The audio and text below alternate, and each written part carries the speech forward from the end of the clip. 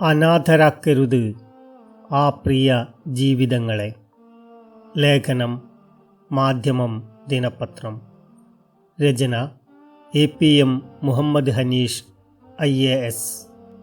നമ്മുടെ നാട്ടിൽ വ്യാപകമായി കൊണ്ടിരിക്കുന്ന ഒരു സാമൂഹിക പ്രതിഭാസമാണ് ജീവിത സായാഹ്നങ്ങളിൽ സ്വന്തം ഇടങ്ങളിൽ തന്നെ അനാഥരും ഏകാന്തരുമായി പോകുന്ന മനുഷ്യർ. പ്രായത്തിൻ്റെ ആധികൾ പേറുന്ന ഒരു വയോധികൻ, ഒപ്പം സമാനമായ അസുഖങ്ങളെല്ലാമുള്ള സഹധർമ്മിണി, അവർക്ക് കൂട്ടായി കൂടിപ്പോയാൽ ഒരു വളർത്തുമൃഗവും. വിദേശ കുടിയേറ്റം വ്യാപകമായ കേരളത്തിൻ്റെ പല പ്രദേശങ്ങളിലും ഇത്തരം ഒറ്റപ്പെട്ട ജീവിതങ്ങളെ ഏറെ കാണാനാകും.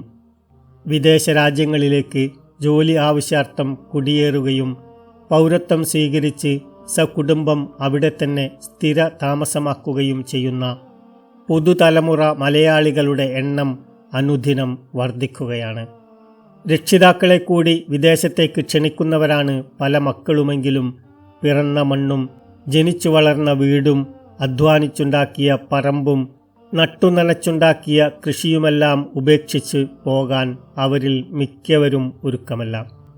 ഫലത്തിൽ മക്കളും കൊച്ചുമക്കളുമെല്ലാം ഒഴിഞ്ഞ വീട്ടിൽ ഗൃഹനാഥനും ഗൃഹനാഥയും ഏകാന്തപതികരായി കഴിയേണ്ടി വരുന്നു.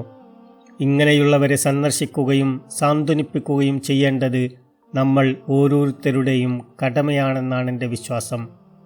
അത്തരമൊരു വീട്ടിൽ അടുത്തിടെ പോകാനിടയായി. ആ ഗൃഹനാഥൻ്റെ വിദേശത്തുള്ള മക്കളെ എനിക്ക് പരിചയമുണ്ട്. ഏകദേശം 1 ഏക്കറുള്ള തോട്ടത്തിൻ്റെ ഒത്ത നടുവിലാണ് ആ വീട്. മുറ്റത്ത് വാഹനമെത്തിയപ്പോഴേക്കും വളർത്തുനായി കുരച്ചു ചാടി. അതിനെ പിടിച്ചു നിർത്താനായി പ്രായാധിക്യം വകവെക്കാതെ ആ ഗൃഹനാഥൻ ഓടിവന്നു.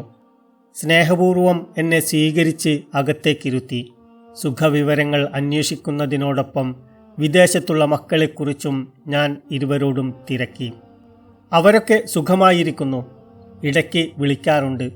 ഒറ്റവരിയിൽ നിസ്സംഗമായ മറുപടിയാണ് ലഭിച്ചത്. ആ മാതാപിതാക്കളുടെ മുഖഭാവങ്ങളിലും ശരീരഭാഷയിലും കടുത്ത നിരാശയും അതിലേറെ കനം തൂങ്ങുന്ന ദുഃഖവും വായിച്ചെടുക്കാൻ കഴിയുമായിരുന്നു. വിഷയം മാറ്റാനായി ഞാൻ പൊതുകാര്യങ്ങൾ എടുത്തിട്ട് സംസാരം വഴിതിരിച്ചു. പക്ഷേ താൻ അനുഭവിക്കുന്ന നീറുന്ന ഏകാന്തതയെക്കുറിച്ച് മനസ്സ് തുറന്ന് ആ പിതാവ് പറഞ്ഞു. ഈ പറമ്പിലൂടെ കൃഷിയും മറ്റും നോക്കി ഞങ്ങളിങ്ങനെ കുറേ നടക്കും. വല്ലപ്പോഴും പുറത്തു പോകാൻ ടാക്സി വിളിക്കും. പിന്നെ ഞങ്ങൾക്ക് ആകെയുള്ള കൂട്ട് ഇവനാണ്. വളർത്തുനായയെ അയാൾ ചേർത്തു പിടിച്ചു. വൈകിട്ട് അല്പം TV കാണും, വേദഗ്രന്ഥം വായിക്കും.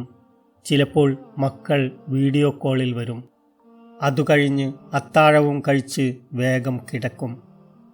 കള്ളന്മാരെ പേടിയുണ്ടോ എന്ന ചോദ്യത്തിന് ഒരു ചിരിയായിരുന്നു മറുപടി. കള്ളന്മാർ വരികയാണെങ്കിൽ വന്നോട്ടെ, ഞങ്ങൾ 2 പുരാവസ്തുക്കളല്ലാതെ ഇവിടെ വില പിടിച്ച മുതലുകളൊന്നുമില്ല. ഞങ്ങൾ ഉറങ്ങാൻ കിടക്കും മുമ്പ് വന്നാൽ ഒരു ചായ കൊടുക്കാം, അല്പം സംസാരിച്ചിരിക്കാം. ചിരിച്ചുകൊണ്ടാണ് അദ്ദേഹം ഇത് പറഞ്ഞതെങ്കിലും മനസ്സിനുള്ളിലെ വിങ്ങൽ പ്രകടമായിരുന്നു. മക്കളെല്ലാം നല്ല നിലയിലാണല്ലോ, അവരുടെ കൂടെ പോകരുതോ? ഞാൻ വെറുതെ ഒരു ചോദ്യമെറിഞ്ഞു. ഇല്ല, ഈ നാട് വിട്ട് എങ്ങോട്ടുമില്ല. ഇവിടെ വെച്ചു തന്നെ കണ്ണടക്കണമെന്നാണ് ആഗ്രഹം. ഇവിടെയുള്ള ശ്മശാനത്തിൽ തന്നെ ഞങ്ങളുടെ ഉറ്റവർക്കും ഉടയവർക്കുമൊപ്പം അന്തിയുറങ്ങണം. പണവും പ്രതാപവുമെല്ലാം മക്കൾ നേടിക്കൊള്ളട്ടെ, അതിൽ ഞങ്ങൾക്ക് സന്തോഷമേയുള്ളൂ. അതിൽ ഒരു പങ്കും ഞങ്ങൾക്ക് വേണ്ട, അതിൻ്റെ കാര്യവുമില്ല. ഒന്ന് നിർത്തി അല്പനേരത്തെ നിശബ്ദതയ്ക്ക് ശേഷം അദ്ദേഹം തുടർന്നു. ഒരു ദിവസം ഞാനും നിങ്ങളുമെല്ലാം ഈ ലോകത്തോട് വിട പറയും. അതുവരെ ജീവിതം എങ്ങനെയെങ്കിലും തള്ളിക്കൊണ്ടു പോകണം. വല്ലാത്ത ശൂന്യത ഇരുമനസ്സുകളെയും വലയം ചെയ്തതായി എനിക്ക് തോന്നി. ആരാലും പരിഗണിക്കപ്പെടാതെ, സ്നേഹസ്പർശവും കരുതലുമില്ലാതെ അവർ ഏകാന്തതയുടെ കൂരിരുളിൽ കഴിയുന്നു. ഒരുപാട് ആഗ്രഹങ്ങളും സ്വപ്നങ്ങളും അവർക്കുണ്ടായിരുന്നു. അതെല്ലാം വറ്റി വരണ്ടിരിക്കുന്നു. ഇരുവർക്കും സ്നേഹാശംസകൾ നേർന്ന് ഞാൻ അവിടെ നിന്നിറങ്ങി. മടങ്ങവേ അദ്ദേഹം വിളിച്ചു പറഞ്ഞു, ഇടയ്ക്കിടെ ഞങ്ങളെ തിരക്കി വരണേ, ഇങ്ങനെ ആരും ഇവിടെ വരാറില്ല. മോൻ വന്നത് വലിയ സന്തോഷമായി. ആ രംഗം ദിവസങ്ങളോളം എൻ്റെ മനസ്സിൽ മായാതെ നിലകൊണ്ടു. ഇതുപോലെ എത്രയോ മാതാപിതാക്കൾ ജീവിതത്തിൻ്റെ മധ്യയാമങ്ങളിലും സായാഹ്നങ്ങളിലും മക്കളുടെ കൂട്ടും തണലുമില്ലാതെ ഒറ്റപ്പെട്ട് കഴിയുന്നു. കൃഷിയും സ്വത്തും ജോലിയുമടക്കം എല്ലാമുണ്ടായിട്ടും ജീവിതത്തിൽ ഒറ്റപ്പെട്ടു പോകുന്ന എത്രയോ ജീവിതായുസ്സുകൾ.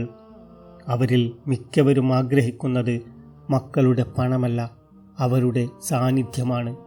മറുനാടുകളിൽ എത്ര തിരക്കുപിടിച്ച ജീവിതത്തിലാണെങ്കിലും കൃത്യമായ ഇടവേളകളിൽ മാതാപിതാക്കളെ തേടിയെത്താൻ, ഒന്ന് ചേർത്തുപിടിക്കാൻ മക്കൾക്ക് സാധിക്കണം. അതിനേക്കാൾ സന്തോഷം പകരുന്ന വിലപിടിപ്പുള്ള സമ്മാനം മറ്റൊന്നുമുണ്ടാവില്ല നമ്മുടെ മാതാപിതാക്കൾക്ക്. ഇങ്ങനെ ഏകാന്തരായി പോകുന്നവർക്കായി സമൂഹത്തിനും പലതും ചെയ്യാനുണ്ടാകും. ഇന്നലകളിൽ സമൂഹത്തിന് വലിയ സംഭാവന അർപ്പിച്ച മനുഷ്യരാണ് അവരെല്ലാം. ആ കഴിവും ശേഷിയും നൈപുണിയും ഇന്നും അവരിലുണ്ട്. ആ ക്രിയാശേഷി ഉപയോഗപ്പെടുത്താൻ ശ്രമങ്ങൾ ഉണ്ടാവേണ്ടതല്ലേ? 2 തരത്തിലുള്ള ഗുണമാണ് അതിലൂടെ സാധ്യമാവുക. ഒന്ന്, പ്രയോജനരഹിതമായി പോകുന്ന അതിവിപുലമായ മാനവ വിഭവശേഷിയെ സമൂഹ നന്മയ്ക്കായി ഉപയോഗപ്പെടുത്താൻ സാധിക്കുന്നു. 2, ഏകാന്തതയിൽ നിന്ന് ഒരുപാട് മനുഷ്യരെ മോചിപ്പിച്ച് ജീവിതത്തിൻ്റെ പച്ചപ്പിലേക്ക് വഴി നടത്താൻ സാധിക്കുന്നു. ഒരു അജ്ഞാത പഴമൊഴി ഇങ്ങനെ: നിങ്ങളുടെ മാതാപിതാക്കളോടൊപ്പം സമയം ചെലവഴിക്കുന്നത് അല്പം കടുത്ത ശ്രമമായി തോന്നുന്നുവെങ്കിൽ ഓർക്കുക, ഒരു നാൾ നിങ്ങൾക്ക് നീക്കിയിരിപ്പുണ്ടാവുക ആ ഓർമ്മകൾ മാത്രമായിരിക്കും. നന്ദി.